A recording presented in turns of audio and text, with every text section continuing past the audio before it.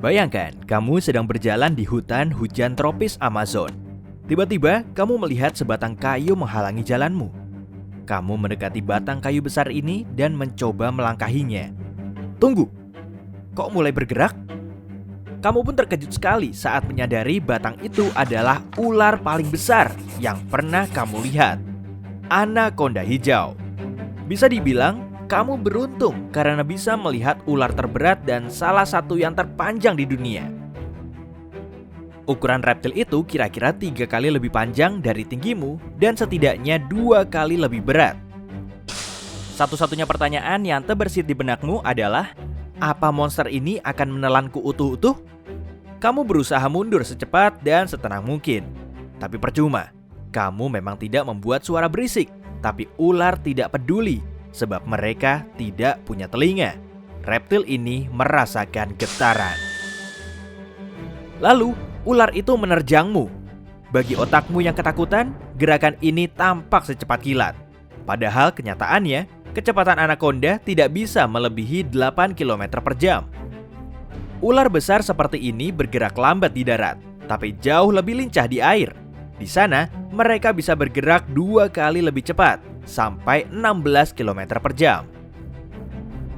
Omong-omong, setelah momen singkat penuh kengerian ini, sang ular besar setebal lengan orang dewasa ini melingkari tubuhmu. Fakta lain yang kamu harap tidak kamu ketahui adalah anaconda merupakan ular pembelit. Ia membungkus tubuhnya di sekitar hewan buruannya dan terus meremasnya sampai... Jangan bayangkan hal yang seperti ini sekarang.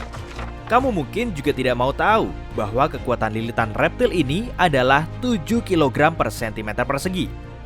Ini rasanya seperti seekor gajah menduduki dadamu.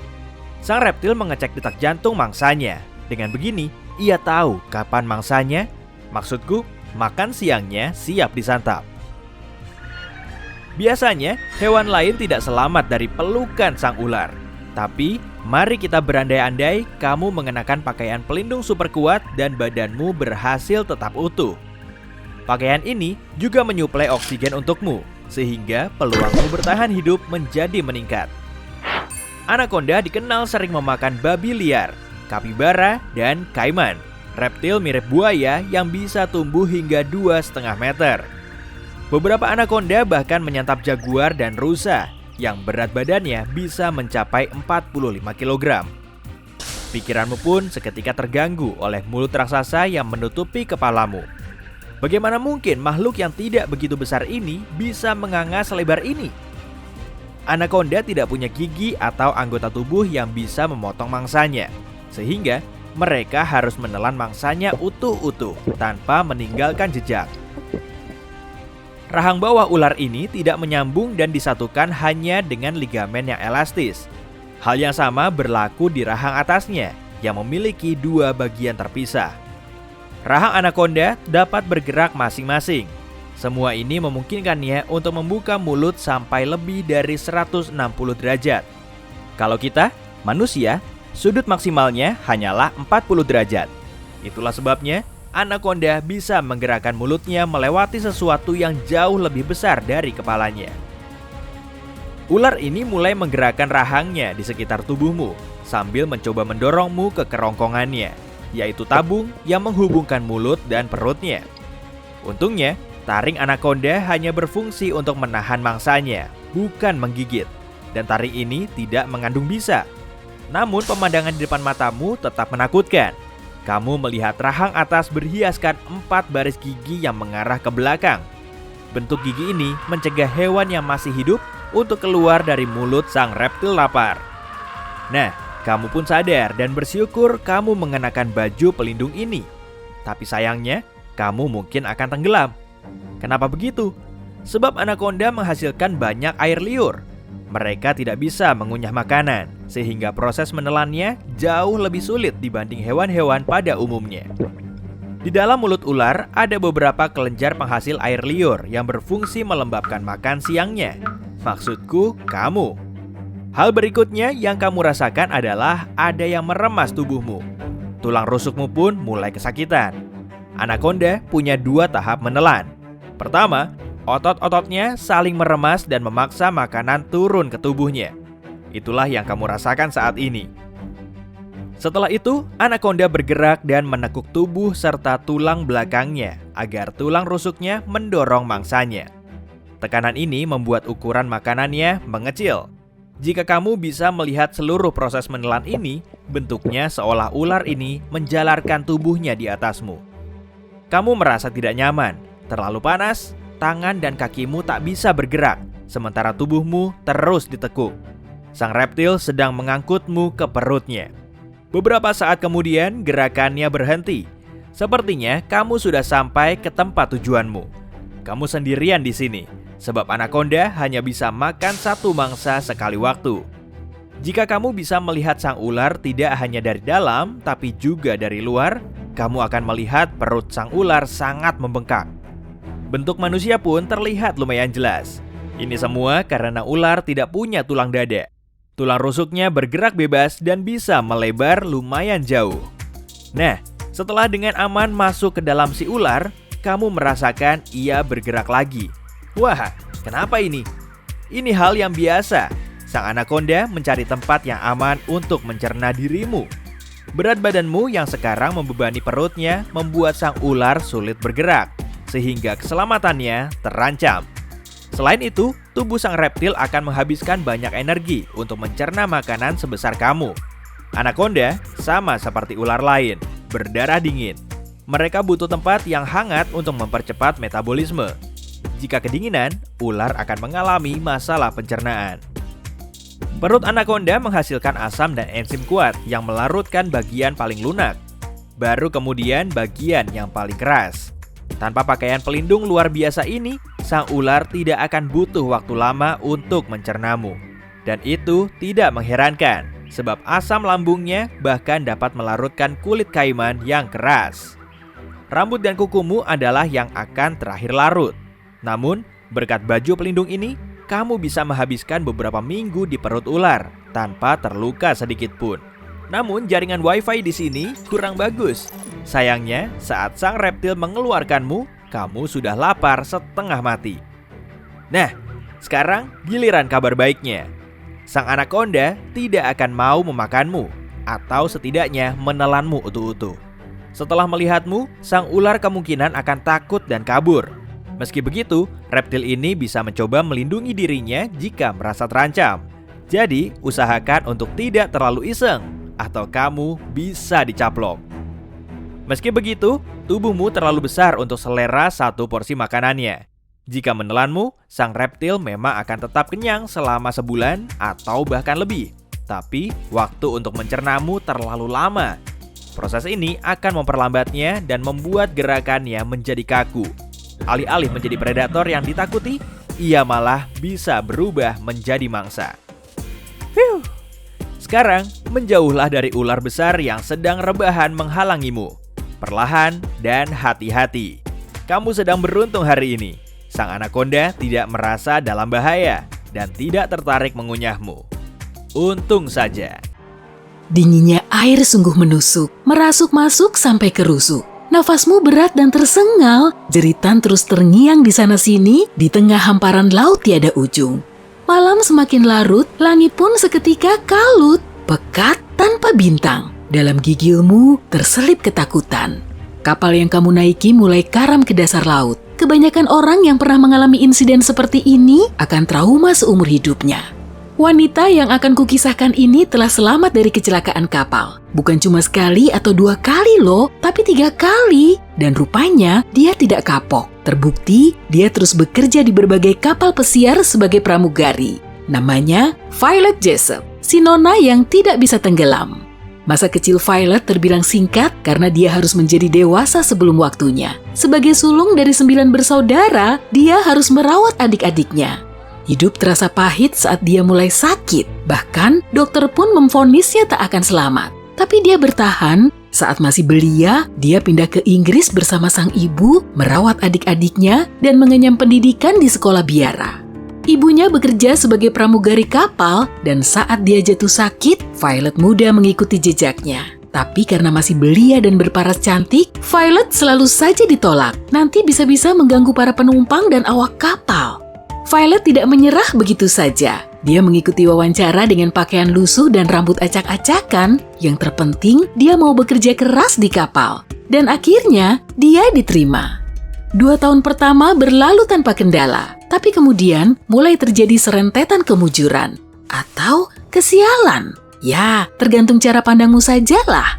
Pada tahun 1910, Violet diterima kerja di kapal paling mewah di zamannya, Royal Mail Ship Olympic. Kapal ini berlayar mengarungi Samudra Atlantik dari Inggris menuju Amerika. Para teknisinya tidak begitu mengutamakan kecepatan kapal, tapi lebih mementingkan kenyamanan.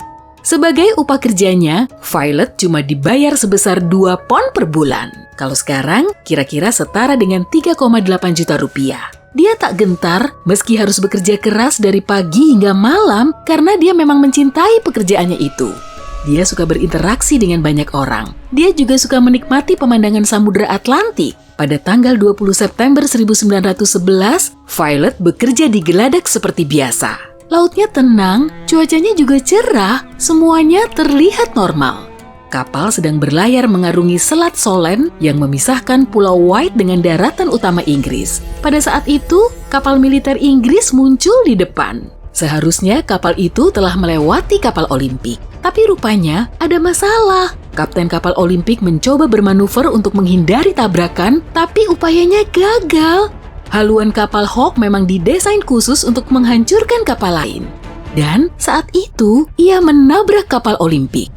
Boom! Kapal itu terombang-ambing. Penumpang pun menjerit ketakutan. Bagian kanannya robek parah. Violet tersungkur oleh hantaman kapal. Sepertinya salah satu kapal terbesar saat itu mulai tenggelam. Tapi untungnya tidak begitu kejadiannya. Kedua kapal tetap terapung dan tidak ada korban jiwa. Kali ini Violet bernasib baik. Kecelakaan di kapal itu tidak membuat nyalinya ciut. Dia tidak mau berlarut-larut memikirkan kejadian itu. Dia pun terus melanjutkan karirnya sebagai pramugari. Pada bulan April 1912, dia kembali diterima kerja di kapal terbaik dan digadang-gadang tidak bisa tenggelam. Tentu dia harus melayani penumpang VIP. Meski awalnya enggan bekerja di kapal ini, akhirnya dia mendengar bujukan teman-temannya. Jadi, dia menaiki kapal Titanic pada tanggal 10 April 1912 dan meninggalkan pelabuhan Southampton, menunggu nasib. Saat hari-hari pertama, semuanya terasa normal, tapi di hari keempat pelayaran, terjadilah salah satu bencana yang paling terkenal di dunia. Violet sedang beristirahat di kabinnya. Dia sudah hampir terlelap saat tiba-tiba merasakan goncangan. Lalu, dia diminta untuk menuju ke geladak atas. Saat Titanic menghantam gunung es, mereka masih bisa tenang karena sangat mengandalkan kapal yang diyakini tidak bisa tenggelam itu. Bahkan saat palkanya mulai dimasuki air, mereka masih tenang di geladak atas. Violet bersama para pramugari lain juga menyaksikan proses evakuasi ke Sekoci. Wanita dan anak-anak dievakuasi terlebih dulu. Lalu, salah seorang petugas kapal menyuruh Violet naik ke perahu untuk meyakinkan kalau perahunya super-duper aman. Setelah dia berhasil naik, penumpang lain mengikuti. Tapi tiba-tiba, seseorang menyodorkan bayi yang dibedong ke tangannya. Tanpa pikir panjang, Violet mendekap bayi itu agar tetap hangat. Sementara Titanic terus tenggelam. Dia terus mendekap erat bayi itu sampai skocinya diangkat oleh kapal penolong Carpathia. Setelah di atas geladak, seorang wanita berlari ke arahnya. Tanpa sepatah kata pun, dia langsung merebut bayi itu dari tangan Violet. Oh, wanita itu mungkin ibu dari si bayi, pikir Violet. Makanya, dia tak mencoba merebutnya lagi. Karena sangat kedinginan dan mati rasa, dia tak terlalu merisaukan tindakan wanita itu yang tidak berterima kasih kalau bayinya telah dia selamatkan. Beberapa tahun kemudian, Violet teringat kembali pada bayi ini karena kejadian yang tidak biasa. Setelah selamat dari salah satu kecelakaan kapal itu, Violet terus saja bekerja di laut dengan menaklukkan segala rintangan. Pada tahun 1916, dia bekerja sebagai perawat rumah sakit terapung Britannic. Kapal yang serupa dengan Olympic dan Titanic ini berlayar menuju Laut Aegea. Tanggal 21 November, kapal mengambil rute yang sudah sering dilalui. Tapi rupanya, hari itu mereka bernasib nahas. Britannic menghantam ranjau bawah air. Kali ini, Violet selamat dari kecelakaan kapal ketiga. Tapi proses penyelamatannya tidak semudah kedua kecelakaan sebelumnya. Setelah ledakan, Britannic raksasa itu seketika karam. Selama kurang dari sejam saja, seluruh badan kapal sudah tenggelam. Violet tidak sempat naik sekoci, jadi dia langsung melompat dari atas kapal ke dalam air laut yang dingin. Di laut, ia berenang menuju ke sekoci terdekat, lalu menaikinya. Tapi penyelamatan itu berubah jadi masalah baru. Baling-baling kapal masih berfungsi, sehingga membuat airnya berpusar dan menyeret sekoci ke arahnya. Violet melompat keluar dari perahu di saat yang tepat. Tapi perjuangannya belum berakhir sampai di situ. Setelah berada di air, dia terseret ke bawah lunas kapal dan kepalanya terbentur. Rambutnya lebat, mungkin cuma inilah yang jadi penolongnya dari pingsan dan kehilangan nyawa. Kemudian, Violet bisa menjauh dari mesin dan naik ke perahu lain. Selama beberapa tahun kemudian, Violet sering menderita sakit kepala. Setelah akhirnya diperiksa, dokter bilang dia sangat beruntung karena insiden kapal Britannic itu, tempurung kepalanya retak. 3 kecelakaan yang berhasil Violet lalui tidak menghentikan langkahnya. Dia terus bekerja di kapal pesiar sampai tahun 1950. Malahan bisa keliling dunia sebanyak 2 kali dengan kapal mewah Belgian Land. Leganya, rangkaian bencana itu telah berakhir dan Violet tidak mengalaminya lagi. Pada tahun 1950, Violet pindah ke Great Ashfield di Suffolk County. Dia telah bekerja di laut selama 42 tahun dan setelah merasa puas dengan karirnya, dia menetap di sebuah pondok besar yang dibangun di abad ke-16. Setelah setahun menjalani masa pensiunnya, dia mendapat panggilan telepon aneh. Saat itu sudah larut malam, Violet juga sudah tidur saat teleponnya berdering. Saat dia mengangkatnya, terdengar suara wanita di ujung telepon. Tanpa basa-basi dan perkenalan, wanita itu bertanya, "Maaf, Anda yang menyelamatkan bayi di Titanic ya?" Violet menyaut, "Ya, itu saya," balas wanita tak dikenal itu. Dia terbahak lalu menutup teleponnya. Violet menceritakan telepon aneh ini ke temannya. Dia cuma menanggapi, paling itu cuma anak-anak iseng. Tapi sebelumnya, Violet belum pernah menceritakan kejadian soal bayi itu kepada siapapun. Menurut catatan lama, di kapal itu, bayi yang bersama Violet laki-laki. Tapi catatan yang sama juga menyebutkan kalau bayi itu telah diselamatkan oleh penumpang lain. Sampai sekarang, masih belum diketahui identitas bayi yang diselamatkan oleh Violet itu. Karena telah selamat dari 3 kecelakaan kapal, dia layak mendapat julukan sebagai nona yang tidak bisa tenggelam. Mampukah kamu bertahan hidup di pulau terpencil? Ada banyak buku, acara TV, dan film tentang situasi seperti ini. Tapi semuanya tak sebanding dengan kisah nyata yang terjadi kepada 6 remaja laki-laki ini 50 tahun lalu. Pada 1966, seorang pria Australia bernama Peter Warner pergi ke Tasmania, tempat dia menyimpan armada penangkap ikan miliknya. Dia adalah putra salah satu orang terkaya di negaranya, hatinya merindukan laut, dan dia memulai perusahaan penangkapan ikannya sendiri.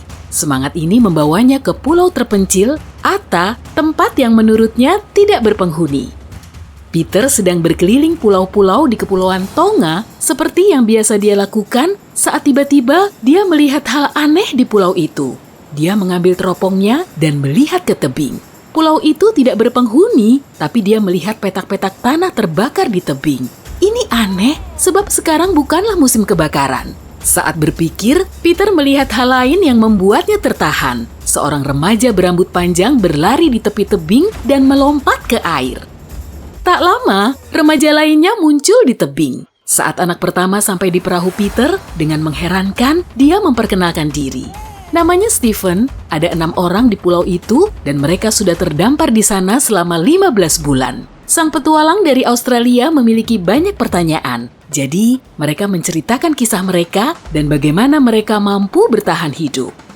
Semuanya dimulai sebagai kenakalan anak remaja. Sekelompok sahabat beranggotakan 6 orang, berusia antara 13-16 tahun, ingin bolos sekolah 1 hari.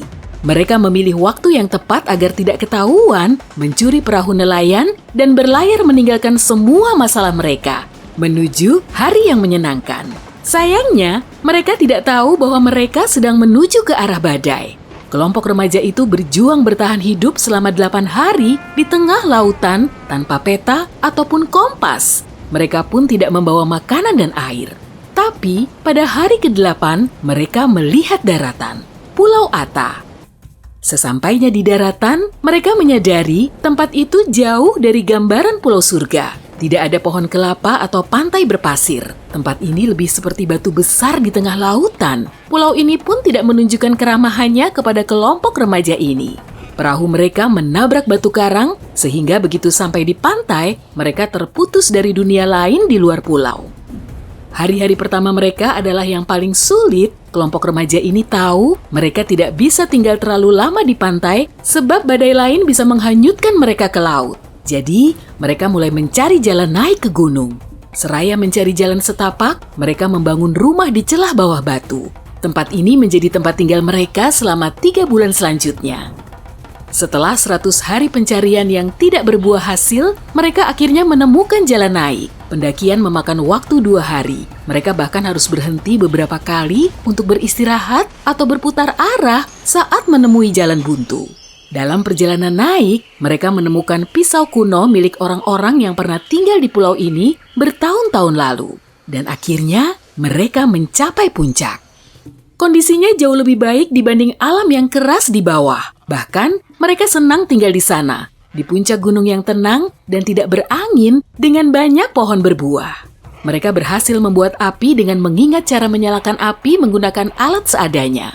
Setelah api menyala, mereka selalu mengawasinya dan berhasil menjaganya agar tidak padam selama lebih dari setahun. Sejak hari itu, para remaja ini memasak pisang hijau, kacang-kacangan, burung, atau makanan lain yang bisa mereka temukan. Tapi bagaimana dengan air? Untungnya, mereka juga menemukan solusi untuk masalah ini. Salah satu dari mereka ingat cara mendapatkan air dari batang pohon. Butuh 4 hari untuk menggali cukup dalam demi mendapatkannya, tapi berhasil. Selanjutnya, anak-anak ini membuat rumah dari daun palem dan semak belukar. Mereka memindahkan api unggun ke dalam agar hujan tidak memadamkannya. Banyak tikus tertarik oleh kehangatan rumah mereka dan terkadang menyerang gubuk, tapi mereka juga berhasil mengatasinya. Mereka membuat selimut tebal untuk melindungi diri pada malam hari agar terlindung dari tikus. Selang beberapa waktu, mereka mencoba menyelamatkan diri dari Pulau Ata. Mereka membangun rakit, tapi tertabrak karang pantai dalam perjalanannya beberapa menit berlayar dari pantai. Saat itulah mereka tahu mereka tidak punya jalan untuk meninggalkan pulau. Tapi mereka tidak putus asa dan terus berharap seseorang akan menyelamatkan mereka. Seiring berjalannya waktu, kehidupan di pulau hampir menjadi kebiasaan. Para remaja mulai berimprovisasi untuk bertahan hidup siang dan malam. Mereka memutuskan untuk bekerja berpasangan. Mereka berburu, memasak makanan, menjaga gubuk, dan menjaga api. Kehidupan mereka tersusun rapi dengan cerdas dan nyaman. Mereka menanam kacang rambat, membuat kebun pisang baru, dan menggunakan batang pohon berlubang untuk menyimpan air. Mereka bahkan menemukan ayam yang pernah dipelihara oleh warga yang dulu tinggal di sana. Tanpa butuh waktu lama, telur ayam masuk ke daftar menu mereka. Beberapa hari lebih berat dibanding yang lain. Suatu malam, sebatang pohon besar jatuh beberapa sentimeter dari rumah mereka. Tapi situasi paling menakutkan terjadi pada sebuah ekspedisi penangkapan burung. Salah seorang remaja naik ke puncak tebing untuk mencari telur. Dia melangkah lebih jauh dari biasanya, berharap menemukan lebih banyak sarang, tapi tiba-tiba dia terpeleset dan jatuh dari tebing. Teman-temannya menemukannya di bawah dengan kaki patah. Mereka pun membantu sang teman untuk kembali naik dan merawatnya, menahan kakinya menggunakan daun kelapa dan daun palem. Sementara remaja yang terluka tidak bisa berjalan, remaja yang lain mengambil alih tugasnya agar dia bisa beristirahat dan pulih. 4 bulan kemudian, anak itu bisa kembali menjalankan tugas, bekas luka di kakinya tetap ada, tapi dia bisa berjalan lagi. Setelah 6 bulan di Ata, para remaja ini sudah menghabiskan waktu lama sekali di pulau itu. Terkadang mereka berdebat, tapi mereka tahu mereka harus saling mengandalkan agar dapat bertahan hidup. Setiap kali terjadi cekcok, mereka saling menjauh ke hutan dan menghabiskan waktu sendirian. Setelah itu, mereka biasanya menyelesaikan konflik dengan damai dan terus bekerja sama. Ketika bosan, mereka membuat lagu dan memainkan alat musik buatan sendiri. Mereka sering merasa tidak bahagia di pulau itu, tapi kesehatan fisik mereka sangat baik. Mereka berlatih dan berolahraga setiap hari. Bahkan terkadang, mereka mengadakan pertandingan tenis dan tinju. 4 musim berganti, tapi rutinitas harian mereka tetap sama hari demi hari. Sampai tiba-tiba mereka mendengar teriakan dari remaja yang berjaga. Ada perahu datang! Ini adalah perahu Peter Warner. Mereka melakukan segalanya agar terlihat. Salah satu dari mereka berlari ke pantai, sementara yang lain berteriak sekuat tenaga. Para remaja ini berenang ke perahu secepat yang mereka bisa. Mereka khawatir orang-orang ini akan berbalik dan meninggalkan mereka di pulau. Tapi perahu itu menunggu mereka dan akhirnya keenam remaja itu berada di dekat perahu. Kapten Warner dan krunya tidak langsung menurunkan tangga. Mereka takut melihat anak-anak liar ini. Para remaja terdampar ini tidak mengenakan pakaian apapun, rambut mereka panjang dan wajah mereka kotor. Tapi mereka mampu berbahasa Inggris. Jadi mereka menceritakan kisah mereka kepada pria Australia itu. Kapten Warner mempercayai para remaja itu, membawanya ke kapal dan menghubungi otoritas Tonga lewat radio. Ini adalah hari ketika para remaja itu diselamatkan dan dikembalikan ke peradaban. Saat perahu yang membawa para remaja ini kembali ke pulau asal mereka di Hahaviva, hampir semua penduduk menunggu di sepanjang tepi pantai untuk menyambut. Kerabat para remaja ini yang mengira tidak akan pernah melihat mereka lagi, menangis bahagia, mencium, dan memeluk putra serta saudara tersayang mereka. Semua orang merayakan kembalinya mereka. Tapi ada yang tidak beres begitu para remaja ini pulang. Peter menyadari mereka tidak datang ke pesta penyambutan mereka. Tak lama, Peter pun tahu bahwa mereka dipenjara. Sang pemilik kapal yang dicuri oleh para remaja itu 15 bulan lalu mengajukan tuntutan sehingga mereka dikurung. Tapi Peter Warner menyelamatkan mereka sekali lagi. Menurutnya, kisah kapal karam mereka adalah materi film yang sempurna dan menjual hak film dari cerita tersebut ke saluran TV Australia. Dia menggunakan uang ini untuk mengganti rugi kapal tua sang nelayan. Setelah itu, para remaja ini dibebaskan. Kapten Warner menjadi pahlawan nasional. Dia bahkan mendapat pesan dari Raja Tonga yang mulia raja mengundangnya untuk bertemu. Ketika Kapten Warner datang, sang raja mengucapkan terima kasih karena telah menyelamatkan para remaja itu dan bertanya apakah dia memiliki harapan sebagai imbalan jasanya. Peter Warner tidak perlu berpikir terlalu lama. Dia meminta sang raja untuk mengizinkannya memulai bisnis penangkapan lobster di perairan tersebut. Dan raja mengabulkannya. Jadi, mimpi Peter Warner pun terwujud. Dia meninggalkan perusahaan ayahnya dan membeli kapal nelayan baru. Bagaimana dengan para remaja itu? Mereka menjadi kru kapalnya dan berlayar berkeliling dunia bersama Kapten Warner. Penumpang yang terhormat, saya Kapten penerbangan kali ini. Selamat datang di penerbangan 914. Silakan kencangkan sabuk pengaman dan perhatikan tanda bebas asap rokok. Kita akan lepas landas dalam 5 menit. Saat berada pada ketinggian jelajah, kami akan menyajikan minuman untuk Anda. Waktu tempuhnya selama 37 tahun. Semoga perjalanan Anda menyenangkan. Apa yang akan Anda lakukan jika Anda dalam perjalanan ke kota lain, namun tiba-tiba malah mendarat? Bukan cuma di kota lain, tapi juga di negara lain. Mungkin orang yang suka berpetualang akan menikmatinya. Namun kebanyakan dari kita pasti kebingungan. Bahkan orang paling nekat sekalipun akan terheran-heran kalau diberitahu bahwa ia telah terbang selama hampir setengah abad. Pada 2 Juli 1955, pesawat Pan Amerika dengan nomor penerbangan 914 lepas landas dari New York menuju Miami, Florida. Saat itu cuaca cerah dan 57 penumpang di dalamnya sedang menantikan keindahan pantai di Florida. Pesawat tersebut lepas landas tanpa masalah. Namun 3 jam kemudian, ketika seharusnya pesawat sudah mendarat di bandar udara tujuan, pesawat tersebut tidak kunjung terlihat. Radar menara kontrol di Miami tidak melihat tanda-tanda kedatangan pesawat ataupun sinyal darurat yang mereka terima. Ketika pengatur lalu lintas udara menghubungi menara kontrol di New York, mereka mendapatkan jawaban yang membingungkan. Penerbangan 914 telah lenyap dari radar. Semua fakta mengarah pada hilangnya pesawat tersebut. Selain tidak terdeteksi radar, pengatur lalu lintas udara juga tidak dapat menghubungi pilot melalui radio. DC-4 lenyap begitu saja tanpa meninggalkan jejak, baik pesawat maupun penumpangnya. Investigasi pun segera dimulai. Rute penerbangan itu melalui sebagian wilayah Samudra Atlantik, dan sepertinya satu-satunya penjelasan yang masuk akal adalah pesawat itu jatuh dalam perjalanan. Tim penyelamat pun dikerahkan. Penjaga pantai menyisir lautan, namun tidak ditemukan petunjuk sama sekali. Dengan kecewa, tim investigasi tidak dapat menjelaskan apa-apa. 61 orang, termasuk awak kabin, menghilang dalam sekejap bersama penerbangan 914. Alhasil meskipun kasus ini tidak pernah benar-benar selesai, pesawat tersebut secara resmi dinyatakan jatuh dan tidak satu pun penumpang selamat. Meskipun ada banyak pertanyaan dari para keluarga korban, tidak ada yang bisa menjelaskan apa yang sebenarnya terjadi pada penerbangan 914 hingga setidaknya 37 tahun kemudian. Kisah berlanjut pada 9 September 1992 di Caracas, Venezuela. Juan de la Corte, pengatur lalu lintas udara di Bandar Udara Caracas, mengawali harinya seperti biasa. Juan kembali bekerja, membuat segelas kopi, lalu kembali mengawasi pesawat di meja kerjanya.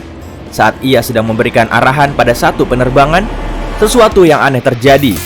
Tiba-tiba ia melihat sebuah titik pesawat muncul entah dari mana di radar pemantau, seperti keluar dari persembunyian. Ini adalah hal yang tidak biasa terjadi di penerbangan sipil. De la Corte kemudian melakukan pengecekan beberapa kali dan berpikir pasti ada kesalahan. Tidak mungkin salah. Pengecekannya sudah benar. Dan akhirnya De la Corte beserta rekannya menyaksikan pesawat itu secara langsung. Dalam waktu kurang dari 10 menit pesawat tersebut semakin terlihat jelas. Awalnya pesawat terlihat biasa saja, namun semakin dekat, semakin jelas bahwa itu adalah pesawat tua. Pesawat penumpang DC-4 McDonnell Douglas masih menggunakan baling-baling dan bukan menggunakan turbin modern. Pesawat seperti itu memang masih ada, tapi pasti sudah usang dan sebagian besar telah diganti dengan yang lebih baru. Tapi itu bukanlah awal dari keanehan. Yang paling mengherankan adalah ketika sang pilot pesawat misterius menghubungi menara lalu lintas dan bertanya dalam bahasa Inggris, "Kami di mana?" Sebagai petugas, Juan de la Corte menjawab bahwa mereka sedang berada di dekat Bandar Udara Caracas dan langsung menanyakan tujuan penerbangan tersebut. Hening beberapa saat sebelum pilot menjawab, "Kami Pan Am 914 terbang dari New York menuju Miami, Florida dengan 4 orang awak kabin dan 57 penumpang." Menara kontrol benar-benar kecolongan. Apa yang dilakukan Pan Am dengan nomor penerbangan tersebut hingga melenceng 1100 km dari titik tujuan? Dan bagaimana bisa pesawat itu tiba-tiba berada di Caracas? De la Corte kemudian dengan cepat menanyakan beberapa pertanyaan lagi kepada pilot. Dan apa yang ia dengar selanjutnya membuatnya kebingungan. Pilot itu berkata bahwa pesawat mereka dijadwalkan mendarat di Bandar Udara Miami pukul 9.55 tanggal 2 Juli 1955. Giliran seisi menara terdiam. Sebelum bertanya lebih lanjut, agar tidak memperburuk keadaan, menara kontrol mempersilahkan pesawat itu mendarat. De la Corte tidak mengerti bagaimana bisa pilot tersebut berkata demikian. Mungkin dia pikir pilot itu sudah gila. Tetapi tidak mungkin salah. Di dalam pesawat misterius itu terdapat sejumlah penumpang. Ia pun kemudian membantu Pan Am dengan nomor penerbangan 914 mendarat dengan selamat dan memutuskan untuk bertanya lebih lanjut setelah pesawat itu mendarat. Awak darat pun dikerahkan untuk memandu pesawat dan seluruh penumpang. Pesawat mendarat dengan selamat. Setelah sedikit tenang, Juan akhirnya memutuskan untuk menanyakan sesuatu yang sejak tadi mengganggunya. "Apa Anda tahu kalau sekarang tanggal 21 Mei 1992? Keheningan yang cukup panjang membuatnya sadar. Seharusnya ia tidak menanyakan hal itu. Ketika awak darat mendekati pesawat, suara pilot yang kebingungan di radio berkata, "Apa yang sedang Anda bicarakan?" Ketika De la Corte mendengar hal itu, ia tahu seharusnya ia memerintahkan petugas keamanan untuk mengawal penumpang beserta awak kabin. Bagaimanapun juga, saat mereka mendekati pesawat, sang pilot melakukan hal yang tak terduga. Juan mendengar kapten berucap dengan panik, "Tidak, jangan mendekat, kami pergi sekarang juga."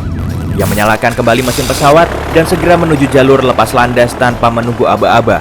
Juan berusaha untuk mencegahnya melalui radio, mengatakan bahwa dirinya dapat membahayakan keadaan, tetapi sang pilot tidak merespons.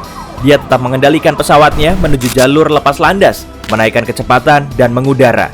Untuk beberapa saat, pesawat tersebut masih terlihat di udara. Segera setelahnya, pesawat terpantau oleh radar, lalu lenyap kembali. Tidak ada kata yang dapat menggambarkan keterkejutan Juan dan rekan-rekannya di menara kontrol. Mereka baru saja melihat pesawat tua yang muncul entah dari mana. Pilotnya memberitahu jika pesawat tersebut seharusnya terbang menuju Miami, dan sebelum mereka dapat melakukan apapun, pesawat misterius itu kembali lepas landas dan lenyap kembali. Seperti halusinasi saja, tidak ditemukan jejak apapun dari pesawat tersebut, dan hingga saat ini tidak ada yang dapat menjelaskan apa yang tengah terjadi di Caracas pagi itu. Kalian mencium itu? Bau amis kan? Ya begitulah. Banyak sekali perdebatan tentang kebenaran peristiwa itu. Kembali ke tahun 1985, sebuah tabloid mingguan bernama Weekly World News adalah majalah pertama yang memberitakan tentang kejadian ini. Iya, Itu tahun 1985, 7 tahun sebelum versi yang populer muncul. Lalu surat kabar yang sama memberitakan hal itu untuk kedua kalinya, dengan detail berbeda, menetapkan 1992 sebagai waktu di saat pesawat penjelajah waktu akan mendarat di masa depan. Foto Juan de la Corte, petugas lalu lintas udara di Caracas, juga berbeda dari versi 1985, sehingga diumumkan secara luas bahwa berita tersebut adalah hoax dan kemudian menjadi legenda urban. Bagaimanapun juga legenda itu tetap hidup dan banyak sumber menceritakannya kembali dengan versi mereka. Bahkan beberapa menyebutkan para penumpang akhirnya pulang ke rumah dengan selamat dan anehnya tidak satu pun dari mereka terlihat 37 tahun lebih tua. Sedangkan orang-orang yang mereka kenal menua seperti orang-orang pada umumnya. Mereka mengatakan dokter memeriksa sang pilot, awak kabin dan penumpang, namun tidak terdapat kelainan sama sekali. Mereka semua sehat walafiat. Bagian ini tidak dapat dipercaya karena tidak ada satu bukti pun mengenai 61 orang yang kembali dari perjalanan selama puluhan tahun itu. Ayolah, sudah, mana mungkin mereka tidak makan? Satu hal yang terus bermunculan di internet dan membuat penasaran para pecinta cerita paranormal adalah sebuah kalender kecil yang entah bagaimana tertinggal di jalur lepas landas Bandar Udara Caracas sesaat sebelum pesawat itu mengudara. Kalender tersebut berasal dari tahun 1955 dan itu adalah satu-satunya peninggalan dari kejadian aneh itu. Masih banyak orang yang mengklaim bahwa kalender tersebut sungguhan, tapi sekali lagi tidak ada bukti keberadaan kalender tersebut. Ya, siapa tahu ini memang hanya legenda urban, atau bisa jadi ini adalah upaya konspirasi untuk menutupi fakta bahwa perjalanan lintas waktu itu mungkin dilakukan. Kita tidak tahu pasti. Ring ring.